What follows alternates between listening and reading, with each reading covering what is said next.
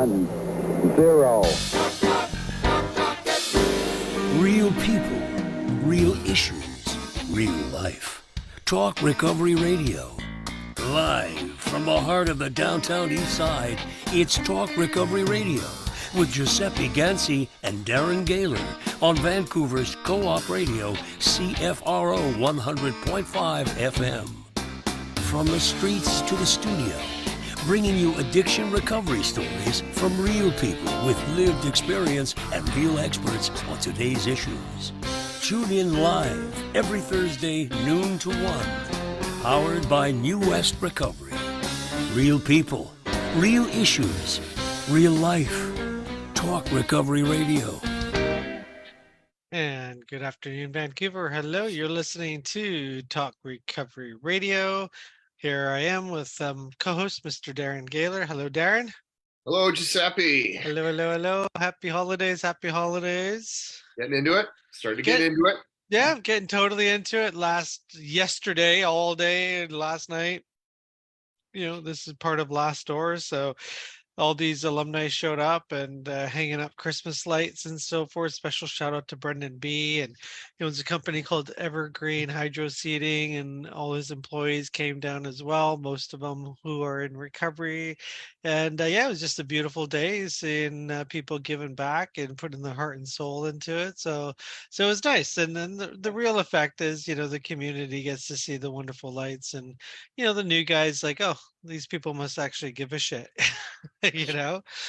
Yeah, like not I'm sure a high priority at most places, and you know, to have an alumni volunteer is time and energy and effort. Like, I walked in as he's, you know, inside of a tree doing a wrap on a cherry picker machine, and just immediately just the meaning of it, you know, the dedication to it, it just warmed me, you know, like it's a great thing. I mean, yeah. Yeah.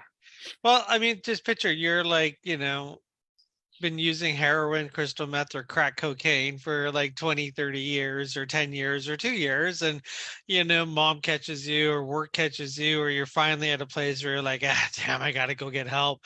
Like, people don't show up to rehab all like ready and willing and all that kind of stuff. And like all of a sudden there's these people you don't even know that went to rehab last year, and they're coming back for a visit to hang up Christmas lights. Like, Yeah. What does that mean? You know what I mean? Like, I don't even want to be here today. Yet you got people coming to visit. And that's all about building this, you know, recovery oriented system of care. And, you know, it's one thing that you know, not to throw in the downtown east side in every show, but it's one thing they don't get. You know, they do all this research that you have to wait till people are willing. You have to wait till people make a decision. And like, it doesn't work that way. Like, I mean, I wish they would actually talk to people that are in recovery and that have done this. It's like, we don't just one day wake up and say, hey, thanks for all this free housing and free heroin, but I'm going to stop today and I'm going to go get well. Like, I mean, very few. I don't honestly know hardly anyone that's ever done that. It's not common. Like, most people need to be tricked, convinced, or like consequences force them to go to rehab, and then life's change. And so really scary stuff out there when you read research out of the BC Center on Substance Use, a horrible organization. Like, when you listen to them talking about, you know, coercion and all that kind of stuff, it's not coercion, it's called love. It's like, I love you so much, like, I want you to get well. I don't want you to do crystal meth anymore and scratch your face up. Like, I don't know, it's called love. It's not called coercion. And it's a hard thing to explain, especially for like somebody who needs to be professional and track numbers and that, like, it's hard to explain that, you know, beyond the clinical therapy or the medicinal, you know, need, you know, to chemically try to, you know, help somebody's process from that switch from loaded to clean. But it, you know, yeah, I think you're talking about this experience of the environment and the energy and what happens in the right surrounding and environment. That somebody is putting up the Christmas trees on, you know, out of complete and utter genuine desire to to give back and to do something that maybe no one else will do. You know what I mean? That like it's beautiful. The doctor's not going to demand staff go put up Christmas trees, because we see here that when Christmas decorations are put up in December, we have a 54% increase of success. Like, it's crazy. Yeah. Right? I like to think of it as like when the times that I've gotten off the plane, coming from Canada and landing and coming off the plane in Mexico or Hawaii, how just that absolute extreme change of environment and temperature, I no control, my mood changes completely. And that's not what happens when you walk into a treatment center, but it's like that. It's the power of the environment change, right? And it's a real thing. It's real, and it can't be duplicated. No, in a pill. Yeah, it can't be. It can't be. And the, it just boggles my mind. So I'm just really grateful to people that showed up. So, if you're wondering how to have a good Christmas this year, like, give back, like find somewhere you can give back. Like, Christmas isn't all just about receiving gifts, although that's a wonderful part of the holidays. If you really want, and I just didn't really, I knew that, but I never did that, and so an opportunity to give back and help somebody else during the holidays is probably the best gift you can give yourself. So those guys were tired all day in the cold, hanging up Christmas lights. So a bunch of new guys in treatment can have some Christmas lights. You know what I mean? Yeah. It's a beautiful thing. So we talk recovery every Thursday, noon to 1. It's almost our 9th season coming up next year. So pretty proud of that. Hundreds of guests and thousands of listeners. Always fun to do this with you, Darren, on a Saturday. And we have 2 guests on the show today, one in the first half, one in the second half. I'm going to bring in our first guest, Darren. And who do we get to talk recovery with today, Darren? Yeah, welcome. We get to talk recovery with Reed McCaskill, health tech at Back2Basics Outdoor Adventure Recovery. Awesome to have you on the show, Reed. Yeah, thanks for inviting me, man. I'm stoked for it. Yeah, so this is a cool thing. It says that you went through the Back2Basics program. I did. So that's great, because I want to know what it did for you, your experience through it. But like, it's all right in front of me, but why don't you tell us what Back2Basics is? Okay. So Back2Basics, the full title of the program, Back2Basics Outdoor Adventure, is a 6-month-long residential treatment program. And then there's an optional 6-month transitional program, which is essentially, a sober living type deal. And that's called Beyond the Basics. So for those, it's a normal residential treatment program with a little bit of outdoor treatment implemented as well. So during the week, you're in the house doing individual therapy sessions, group therapy sessions. And then on the weekends, we go out on backpacking trips and camping trips all across the Southwest. Okay. Sounds like there's a good balance, that you're not just like in a tent for 6 months on the side of a mountain, like just grinding away in temperatures, learning to build resiliency, right? Like you get to go home, right? Yeah. And I wonder, because there is so much therapy on a difficult hike, on you have whatever you have on your back, and you're facing elements and challenges and physical challenges. There's a lot of therapy there. Do you guys, like, where does the therapy and the adventuring part cross and meet? Just like you said, to begin, like, I think there's so much that we can learn from the outdoors, and just connecting to nature, connecting to something bigger than ourselves.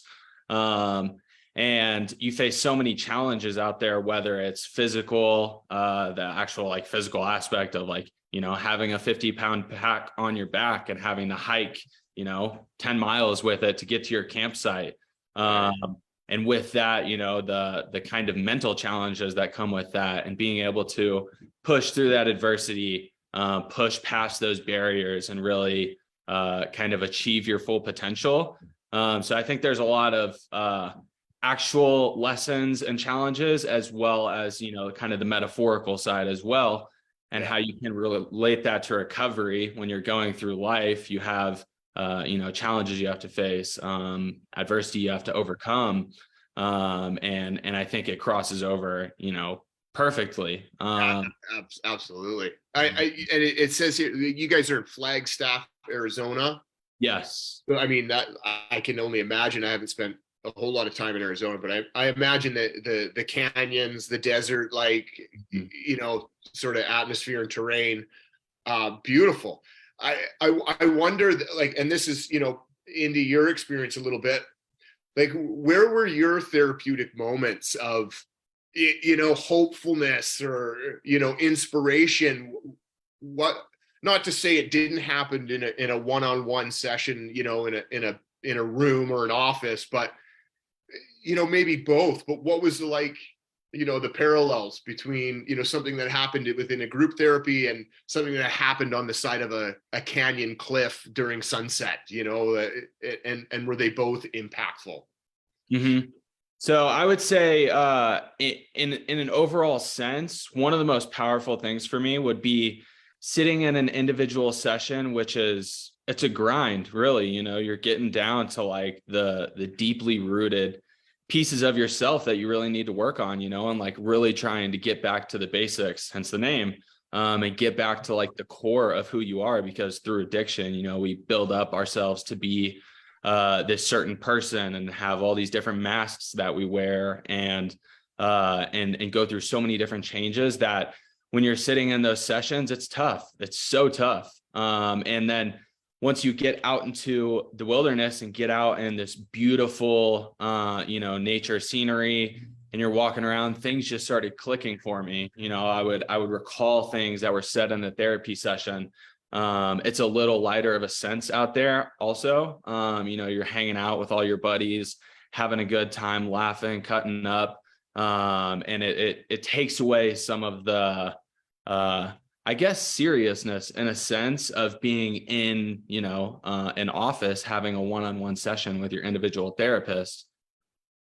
Yeah, well, that's also a good point too, the seriousness of it. A lot of times you go to rehab, and this is something, I'm glad I found, and I know Darren too, is you just got to have a little bit of fun. You destroyed your life and you probably caused a lot of damage, but just focusing on the pain and the sadness and the misery, that's not going to get you out of it. And not to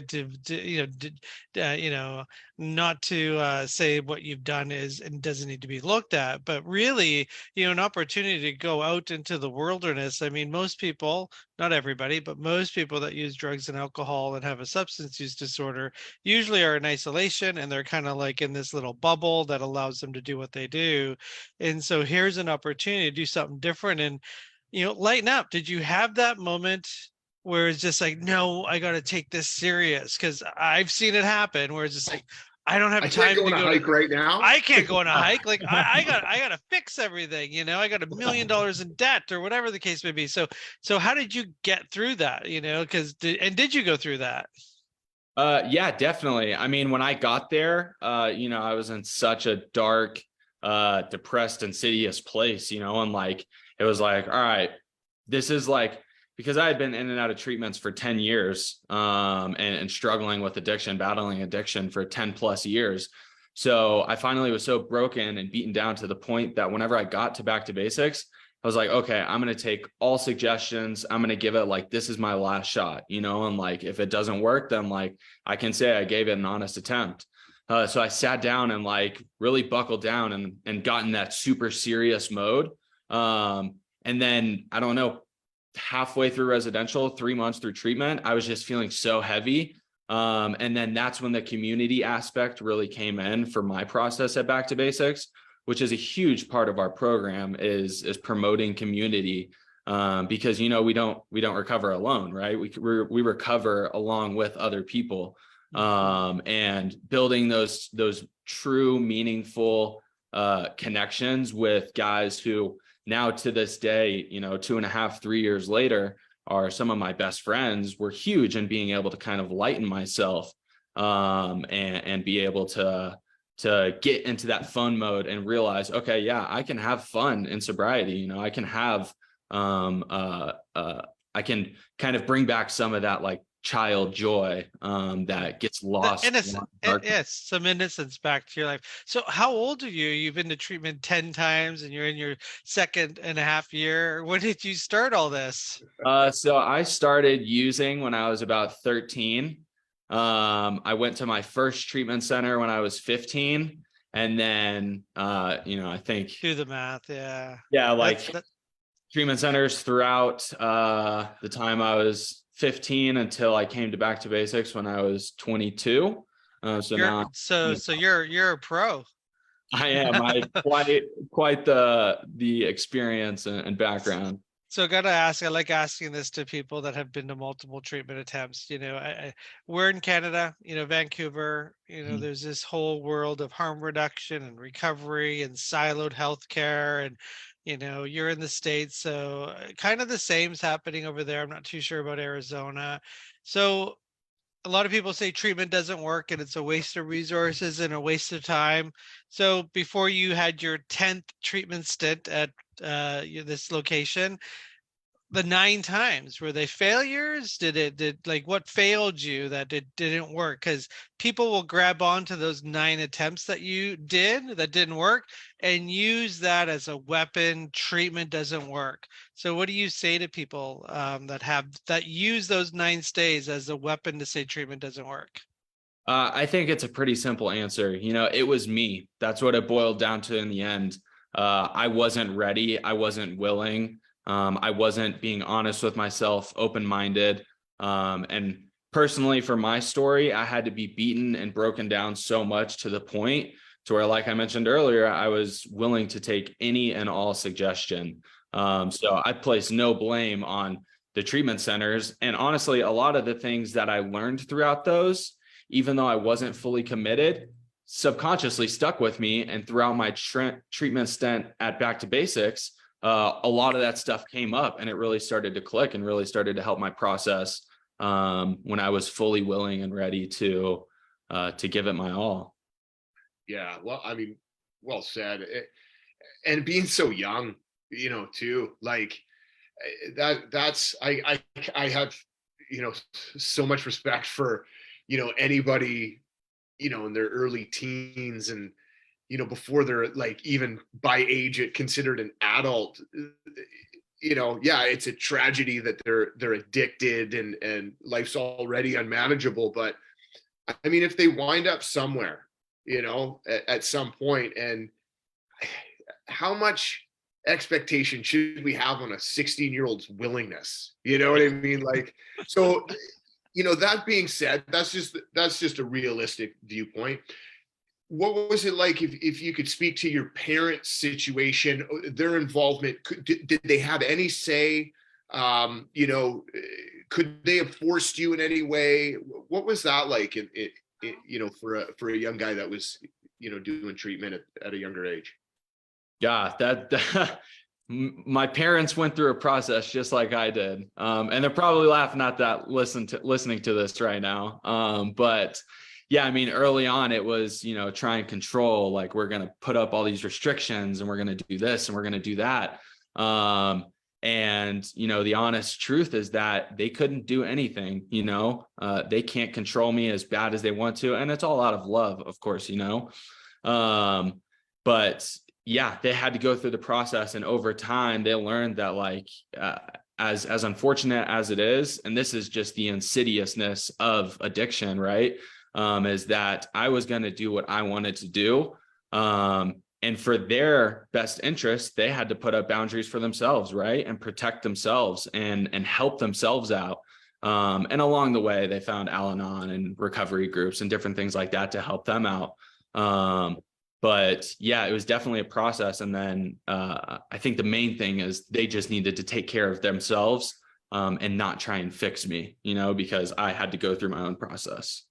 And through your own process, you described the residential aspect of the program, like being within a community, right? So this isn't Back to Basics Outdoor Adventure Recovery that, it is a cabin 25 miles from the nearest town, and you're away from it all. Like, is this the case? Like, you guys are in, you have neighbors and, Mm-hmm.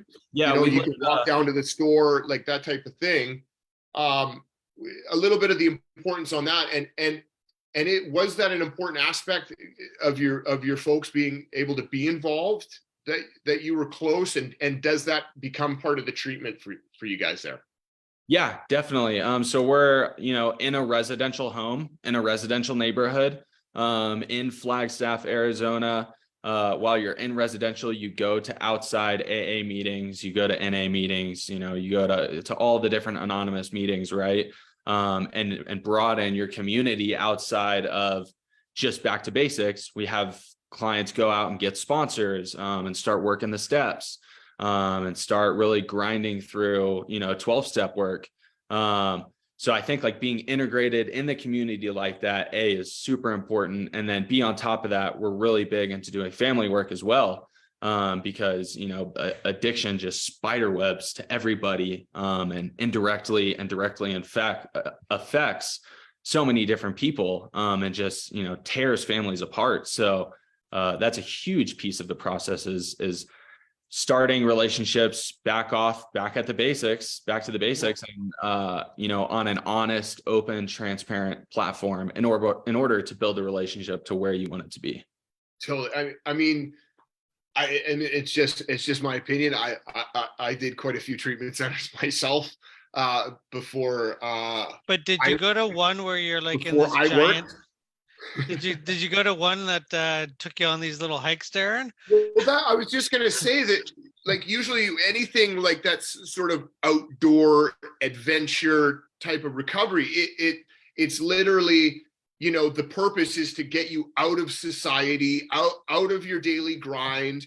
And there is an importance to that aspect, where you're not distracted and triggered, and you know what I mean? You can take care of your stuff, right? But the way you described the purpose of the community and being, important to the community, esteem that it can bring people, not seeing themselves as the junkies that got to get thrown out there into the woods, that you can become a neighbor, and that you can become somebody that society can respect, and how important that is to an individual's esteem.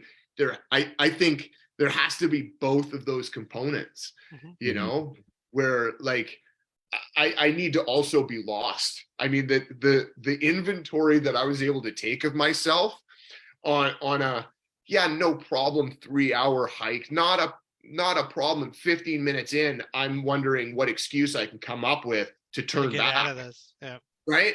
And there I am. I'm just faced with that, my inability to go on when things get a little bit uncomfortable and I'm getting tired, right? Like that's also the process of change too, because when you're brand new in recovery, the first thing you want to do is meds. I need medication. I need a psychiatrist. I need a psychologist. I need everything. And it's just like, no, you just need to sleep, shit, and eat for a little bit. And you're like, nah. And then one day you're like, hey, you're the one that's taking new people out for a hike or for a walk. And people always ask, what is recovery? And I mean, that's one of the definitions. It's like being there, being present and being available, and being able to just do something that doesn't involve trying to do something to take you out of yourself. I think it's a wonderful thing that this program does. And, so how do people get involved? Like, where do they find this program? Do they have all that? Do you want to let people know? Yeah. So, I mean, we do a whole bunch of different, marketing things, and you can find us on Facebook, Instagram, Twitter, all of that. Different articles written about it, especially with like the opiate addiction popping up and the whole game of the opiate game changing now, and that I have a question on that. So the website is back2basics-soberliving.com. So Mhm. you're in Arizona, but Darren, he's not in the hot part of Arizona, which he's like where he is, it snows. I'm like, all right, you got screwed. But anyway, how, how's the overdose crisis for you in your area of the world? Like, how many people you know have overdosed? Yeah. Uh, I couldn't even put a number on it. Countless, So countless. same, eh? Same. It's like the tragedy of our generation, hopefully that slows down for you too. Shows like this help raise awareness about recovery. Mhm. Recovery is possible and attainable, and here's living proof even on your 10th attempt. Mhm. Congratulations on that, and happy recovery, whatever your recovery birthday is. Congratulations on that. Thank you. You're listening to Talk Recovery Radio. We come to you live every Thursday, noon to 1, and we're talking to Reed from Back to Basics Outdoor Adventure Recovery. And are you still living there? Are you out of there now, or? No, so I am now the transition program coordinator.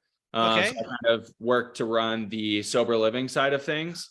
So as soon as I graduated the program, I had, a huge desire to come back and work at Back to Basics.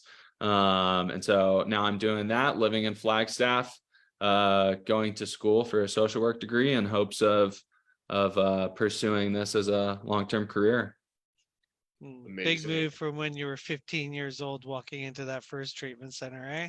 Yes. Yeah. So Not you and know your family have yourselves a great holiday season. I'm sure your parents are just ecstatic. So hopefully you have a great Christmas or whatever holiday it is that you celebrate. Thanks for being on the show.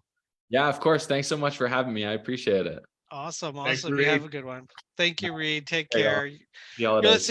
You're listening to Talk Recovery Radio, coming to you live here on Facebook. And you know what? We're going to bring in our second guest for the show. We're going to say bye to Reed. And we're talking to Dave P today as he's logging in. He just recently celebrated a recovery milestone. Oh, look, it's Jordan too. Everybody, that was Jordan. He organizes the show's guests and so forth. Hello, David. Hola, ¿cómo está? Hola, sto bene. A little bit of Mexican, Italian, and English there all in Oh, the bien, same muy bien. sentence. Muy bien. Welcome to the show, Dave. Congratulations. 39 years, right? Yes. Welcome Yes. back. Lucky welcome. guy, eh? Very well. We're all lucky, I guess. Definitely. Yeah, definitely. We're all lucky. Yeah. David had an opportunity to take his cake a couple weeks ago in November. Tried to get him on the show, but we finally got him on. I wanted to just, add that recovery conversation to the airwaves. Dave's the founder of Last Row Recovery Society, but he's in retirement now. How's that sound, Dave? How does that feel being in retirement? I'm the gardener. You're the gardener? Yes, I'm the gardener. So, Dave, we just finished talking to somebody that went to his first rehab center when he was 15, 10 attempts. So, in other words, there was 9 attempts there, that didn't work, and he responded with a great answer. We got Darren on the show. Even me, I've been to multiple times. How do we, what do we say to people that say treatment doesn't work because of all this? Like, people really, really believe treatment is a waste of resources, not evidence-based, doesn't work. Like, as a society, how do we work with that environment? Do we just call it off and be like, yeah, you know what, for most people, treatment doesn't work. Just use safe supply. I probably would have went back for me. Like, I had cleaned up on the downtown side.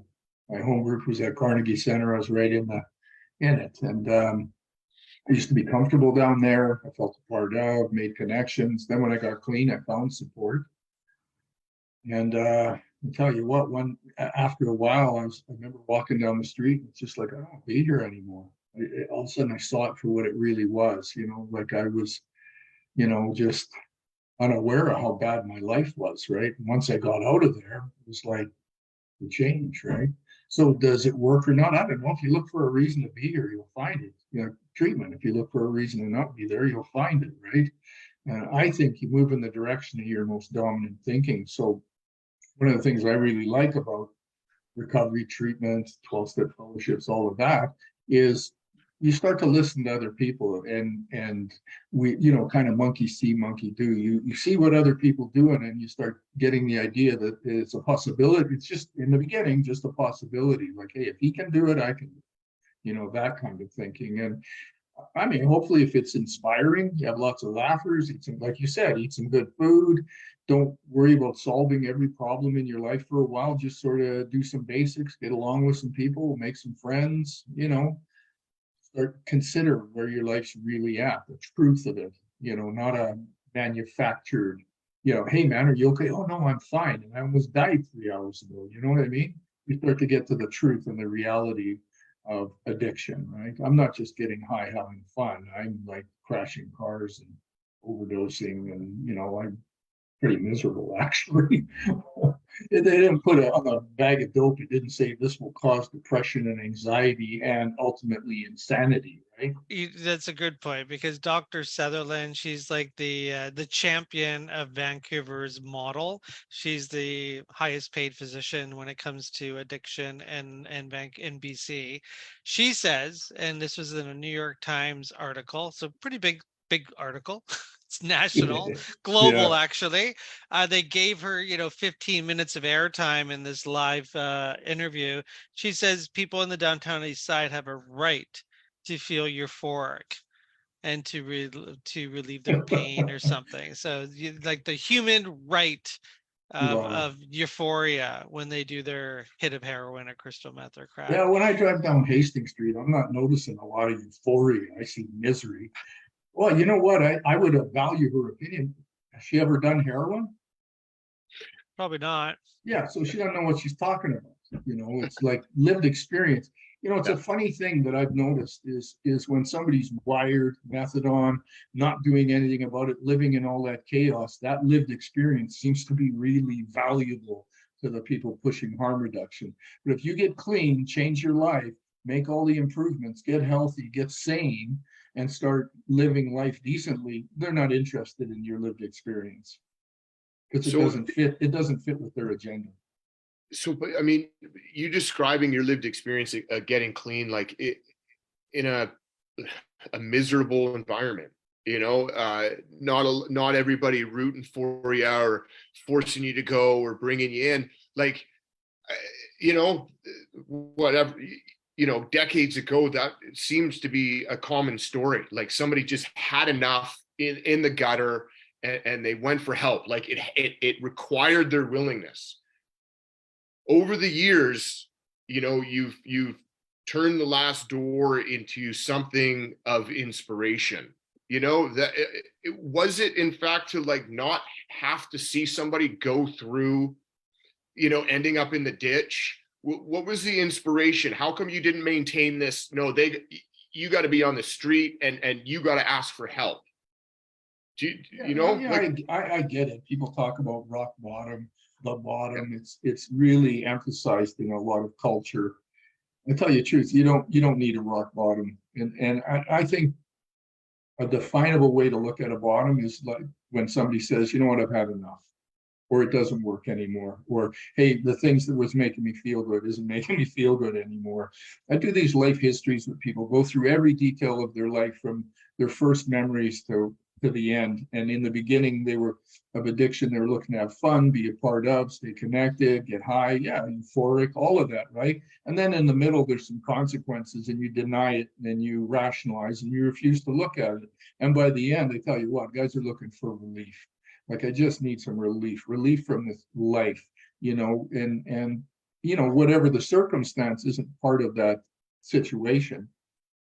When you get well, it doesn't matter what you did. It matters what you want to do about it, because some of the younger people will feel like, yeah, I didn't do 10 years in prison. They didn't hit that rock bottom. And, if they get that idea, they probably have a hard time, developing self-esteem and recovery and a connection and a part of, right? You're undermined. I was too young, something too young to, what do I call it? The younger guys are wannabes, the middle guys, they don't know who the hell they are, and the guys who've been around a while are used to be's, So you have to define yourself in recovery, develop an identity within recovery, and get past all the chaos that got you here, right? so you're not staying clean and living in shitty feelings. Because I think the first time I had a bunch of bad days in a row, what went through my mind, even though like my addiction had taken me to a rock bottom, was I had a bunch of bad days, and I'm like, well, if I got to feel like shit, I might as well be loaded. And then I talked to somebody about it, and they're like, tell you what, give it a day, you'll feel better. And so, instead of splitting, I gave it a day, and I did. Next day, nothing changed, but I felt better. I wasn't in that chaos. What got me to those bad feelings? Doesn't matter. What got me to some good feelings? I don't know, a cheeseburger. It didn't take much, I just had to, give it a moment, be with somebody that wasn't in chaos. Had some laughers, went to some meetings, ate some food, and I just felt better. It was gone. That obsession, and it took a lot of practice in recovery to get to the point where I didn't want it anymore. I mean, it almost killed me, but I still wanted it. That's why regular people think we're nuts. It's like, well, that almost killed you. Yeah, let's go do it again. That's insane. And a lot of the literature and the work in treatment and in recovery is about being restored to sanity. And when you take that inventory, I look back and what I was doing was nuts. Like, no wonder I felt that bad. And then recovery should be about, feeling a bit better and practicing recovery. And, I tell people, you want recovery, you just got to learn to get along with people and maybe listen to people. If you're listening to yourself, you're using the head that got you into this problem, and you're trying to use that to get out when you can rely on somebody, So that's the practice. I mean, one of the things I always like, your opinion of, or like your narrative around is just answering the question, what is recovery? If you walk into an NA meeting, it's these certain things, but like, under the terms of an individual, dealing with drug addiction and getting clean, like what is it, Dave, in your terms? Like, what is somebody that's in recovery? Well, so part of a definable position on this, something to consider is, and I ask guys, do you want relief or recovery? So relief would mean like a painkiller to take away the pain, but don't heal. Relief would be the chaos in your life stops. In early recovery, everybody gets a bit of that. You eat, you sleep, you detox, you feel a little bit better, you got the relief. And at that point, a lot of people figure, okay, I got it going on, but you don't. Right. That's just relief, and it won't last. Recovery is when you can actually take responsibility, connect with other people, listen to other people, become teachable. That's what, is it surrender or defeat? Is it a definition would be, is it a spiritual awakening or a rude awakening? A rude awakening is when your family, your friends, people who know you have to get in your way. Spiritual awakening is when you take your own inventory and stop fighting, resisting getting well. Some people use addiction and cancer comparisons. So I get to speak to this one now because I got cancer, right? And they give me like a couple of weeks to live. Like, there's some rough moments there. Tell you what, some people have said, yeah, if I got sick, I'd get high. Not me, man. I want to be clean. I'm going to go out and deal with this the same way. So what I've seen around cancer, somebody tells you have cancer and here's your options. And some of the treatment and the healing from cancer is pretty brutal. Like, they almost burn your body up. You got to show up. You got to take it. It's going to hurt. You're going to have tough days. You're going to get really sick. You know what I mean? And you stick to it because you want to live. And then somebody has addiction problem and they're almost dead, and they go, okay, what are you willing to do? And they're like, not really that much. It's because it's insane. So without being restored to sanity, you're going to keep that victim position. On TV, they call them vulnerable. You know what I call them? Victim. There's a difference between the two. And as soon as somebody decides to take some responsibility, listen to somebody else, and stop the chaos, instead of a victim, you got a survivor. And then, so what you want to do in treatment, and with treatment in an environment, say like Last Door, is you create an environment where somebody can be a survivor, where, yeah, there was trauma, yeah, there was lots of pain, there was chaos, all of that, What are the solutions? How do you step up and take responsibility for the damage in your own life, right? So I practiced that. I got involved in that. I became a volunteer. I came here for coffee. I like being around the guys. I like the energy, And I realized really fast that I wasn't struggling to stay clean anymore. And I still went to meetings downtown, but I slowly broke away from that. I just didn't want to be down there anymore, and I like getting somebody out of there. Somebody gives me a call, asks for help, we would make a point of doing everything we can, right? When I asked for help, everybody I met opened the door for me. That's They a made a really, connection. that right there is something where, I've heard you say that before, and it's my experience as well. When I was down there like 15 years ago, I remember people telling me about detox, people in recovery anyway, not the healthcare system. There was this group of people that were in recovery that got people out of the downtown east side and into recovery beds, and you would get clean starting in detox, and when you were down there, 40 plus years ago, I've heard you say how like the doorways were there. It's like how to get well. That's changed today. I mean, you can't really detox anymore. And the pathway to a funded bed in British Columbia is you have to, get assessed, and usually that means a doctor putting you on medications, and some of these medications are now safe supply.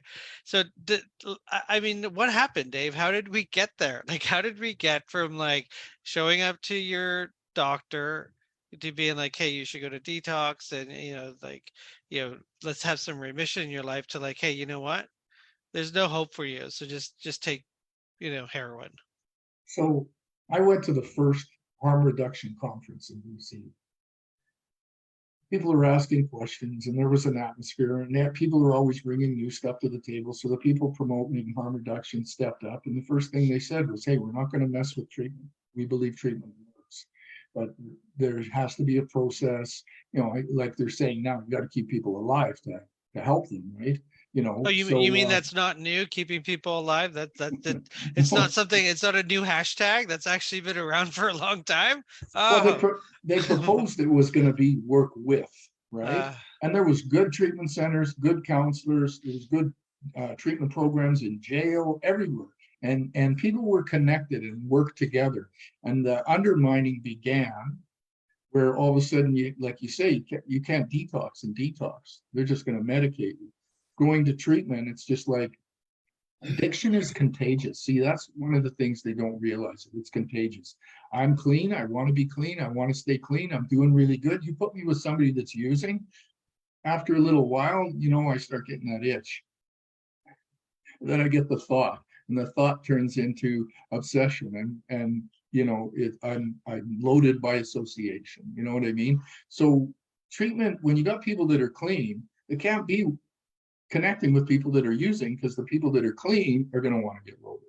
A friend of mine tried it in treatment. So he's got a good program, community, all of that's going on. And he said, okay, I'm going to try a few. I'm going to take, say, 5 guys on methadone, put them into my group, and they're going to get inspired by guys that are off of methadone to be clean, right? Sounds good. And I'm like, okay, well, let me know how it goes. So here we are 8 months later. He has 15 people on methadone. The guys who were clean ended up demanding to go back on the program. And now, here we are a few years later, and, 3/4 of the people he worked with are just medicated, and they've lost something. So it was a process, right? If you get clean and do recovery, there's not a lot of money in it for anybody, because you get clean, you get on with life. You don't have to access the system in the same way. The pharmaceutical companies aren't making any money. A lot of the counselors that I trained with and cleaned up with and knew in the beginning, a lot of them retired, and they were really good at this stuff. So the undermining, some of the treatment programs like VLES gone, some of the good programs are gone. They couldn't survive this, right? So you got a program where people want to get clean, and people are in there using the whole time. They're medicated the whole time. When they complete treatment, what do they really got? First time they have a bad day, their medication has to go up, right? Because what do they say now? You're in danger of overdosing if you get clean. Oh, really? I haven't seen anybody OD from being clean lately, but you're in danger of overdosing. Tell you, when I'm using, I'm in danger of overdosing every day. You know what I mean? I don't have an off switch. I don't have control, and I'm out of my mind, right? That's one of the things that it makes you crazy, right? And what's the weird thing I absolutely know about addiction? It's one of those things, you just get used to it. How does a guy live under a bridge in a cardboard box and eat garbage?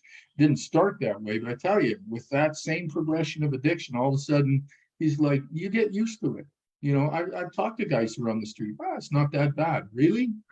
With I a remember. moment of I with a remember. moment of sanity, you wouldn't live like that for a second. I remember that because I'm not from here. I'm from Ontario. I'm from a town called Windsor. We had, there's no ghetto. Now there is, but back then there wasn't. And the first time I moved to Vancouver and I heard about this thing, the downtown east side. So I went.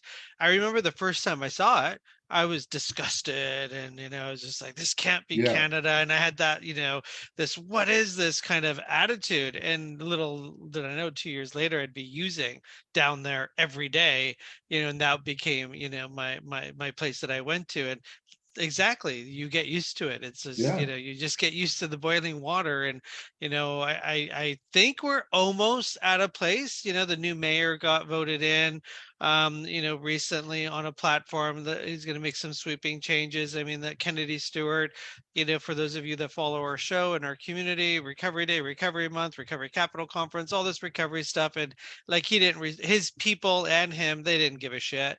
They had no interest in any of the recovery oriented conversations that we help amplify. This new mayor, David, you were part of that movie, Vancouver is Dying. You can just Google it, Aaron Gunn's video, Vancouver's Dying, millions of views. You're kind of a rock star, David, millions of views. Congratulations on that. What did you think of that movie? I mean, we've got some time left. Not only are you a person in recovery, you're also from BC. Well, you're born somewhere else, but you're a BCer.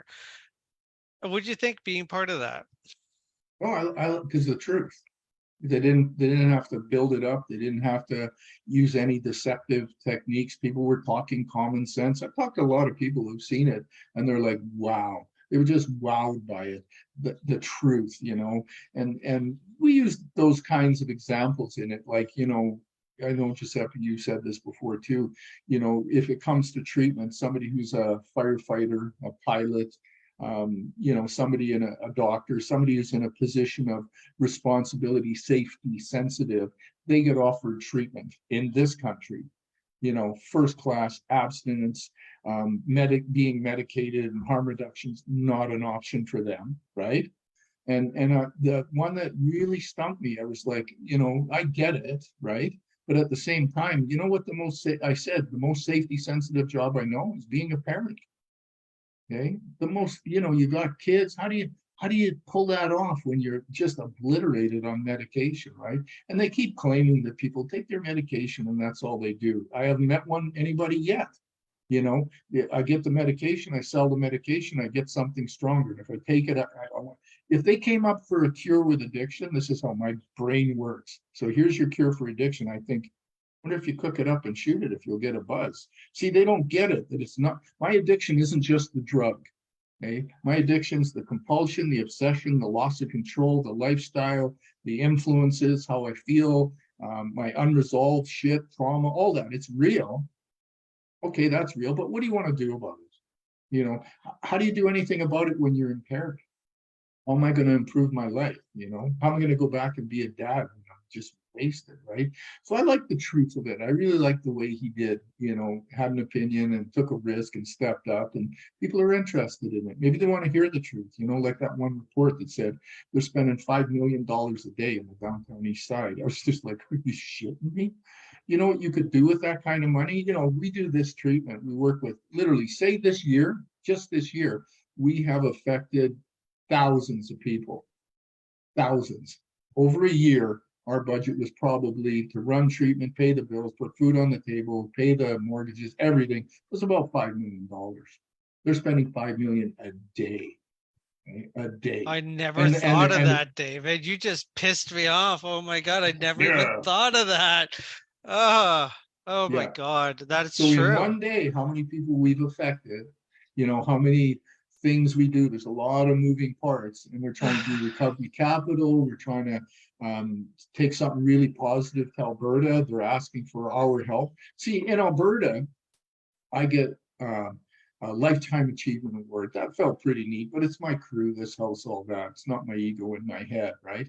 And they value our opinion. They're asking for our support, and they're literally, they're in other places are saying we're the best treatment center in the country.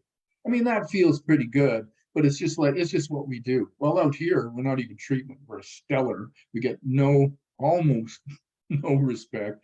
And like I said in the beginning, the lived experience is not being valued in these decisions. So hopefully the new mayor of Vancouver will consider having some people with some honest lived experience. You know, it's like I say, when I asked for help, I got it. Everyone opened a door for me to get well, to physically heal. I was in detox till I was better, and I went from detox into treatment and into recovery. And it was like everybody helped me pull it off. I didn't do it. I couldn't have. You know what I mean? So, you know, it just seems common sense, right? It's obvious, right? And I get restored to sanity. And the first thing I learned, if I want to stay clean, I got to help somebody else. So I've practiced that, you know, and I get a good life out of the deal. But yeah, it's, you know, there's a little imbalance there, right? You know, if harm reduction was worked, it would have worked. You know, if methadone, you know, some people don't know that the Nazis invented methadone. They used to call it L-Dolphine, you know what I mean? And they didn't even want to give it to their troops. They give it to the foreign troops. It's crazy. David, you know, if you know David and you know the last door, you know, it might seem obvious. I mean, this is a residential treatment for over 30 years. You were the director. You essentially took it over from an already, you know, sort of running place. You had to make some changes in the beginning, but there was something there, obviously, for you to maintain it. And yeah, it wasn't working, and they were shutting it down, so I bought it. Right. But I mean, you're dealing with, you know, just criminals coming along. There's stories of like having to, you know, get rid of the all 100% of the clientele at the time, and you know, bring in some new guys. Like you said, you know, you're dealing with the onset of harm reduction, dealing with all the new changes politically and in government and in healthcare. You, unless you could predict the future, how did you not fall victim to just, okay, to keep this going, let's do what they want us to do? What was the thing that was so important for you that you would do, you know, you would go it rogue, you would keep it going as it was? Like, what was that thing, David? Well, I was inspired. I was absolutely inspired. I get to watch people get well, get their lives. I've been there for hundreds of times for a first visit with kids. I get to watch parents come over, and a father and son will go for a walk, and the dad tells me it's the first time I've ever talked to my son since he was a little kid. You know, inspiration, win, so many wins, right? And it inspired me, right? So in the beginning, it's like, I don't know, maybe because I'm stubborn, you know, but I tell you what, I love recovery. I'm really into it. Like, you know, so it's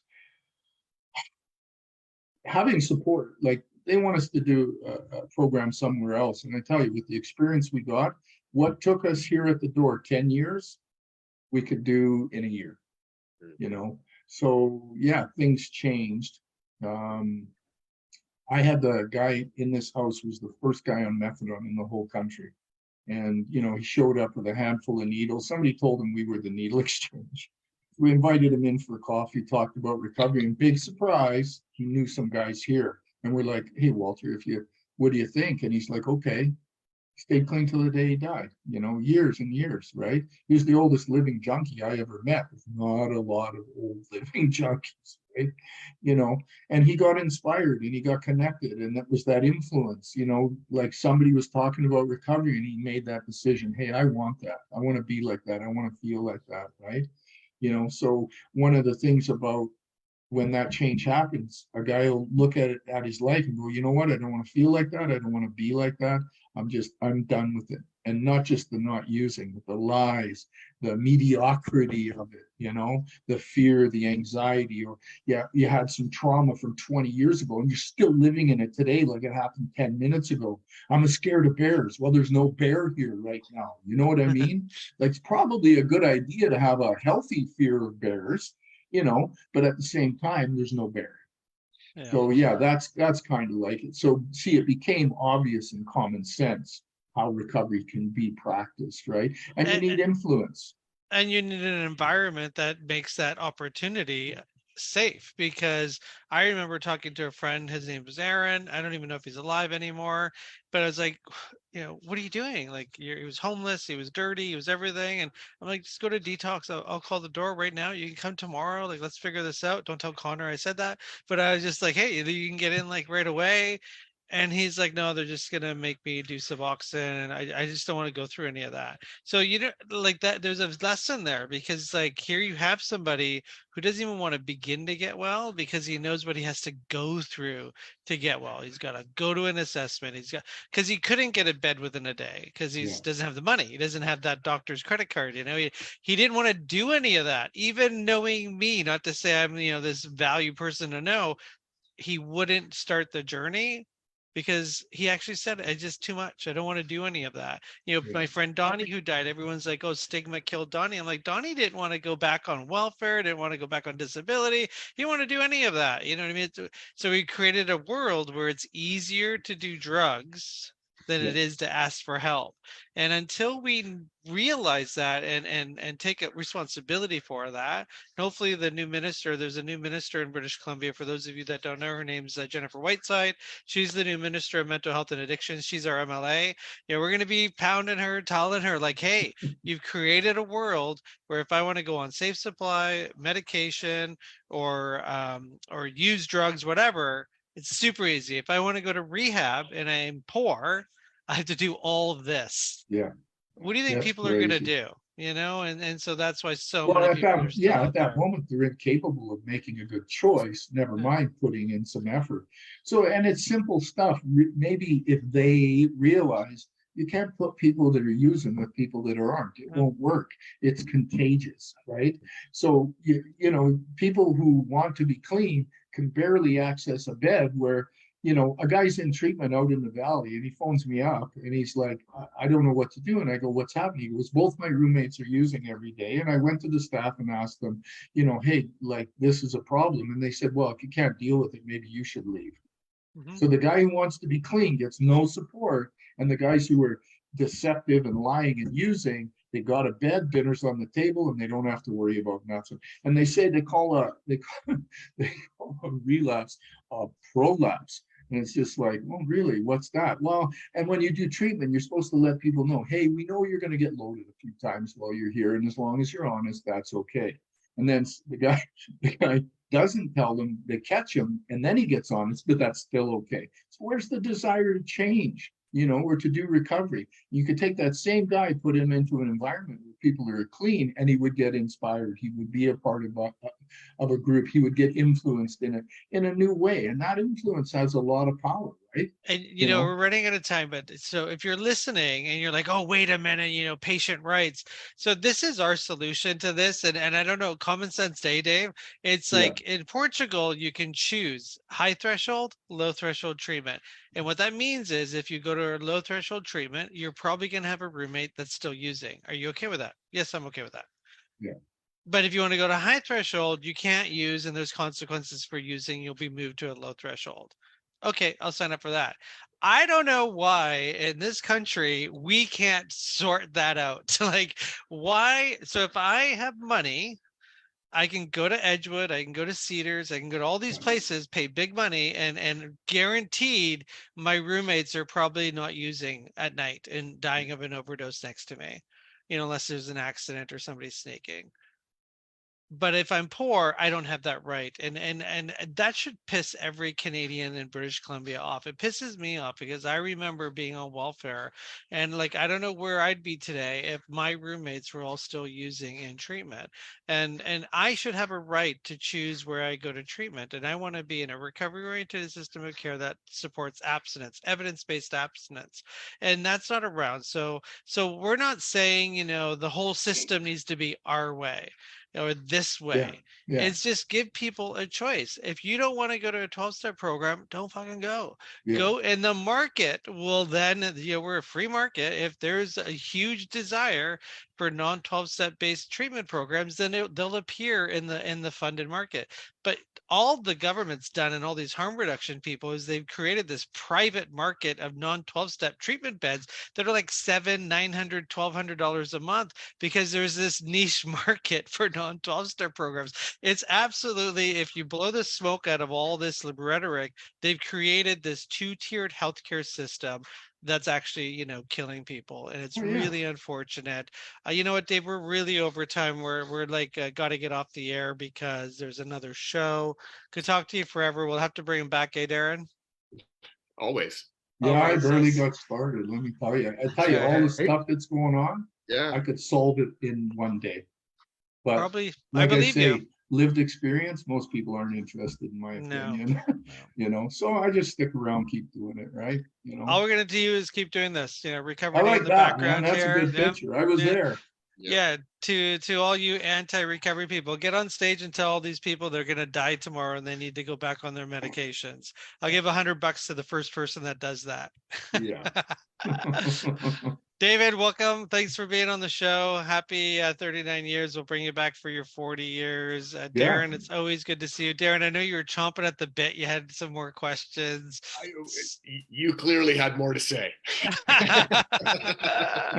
All right. Thanks for listening, everybody. Talk Recovery Radio. Take care. Like us, share us, and subscribe to our YouTube channel.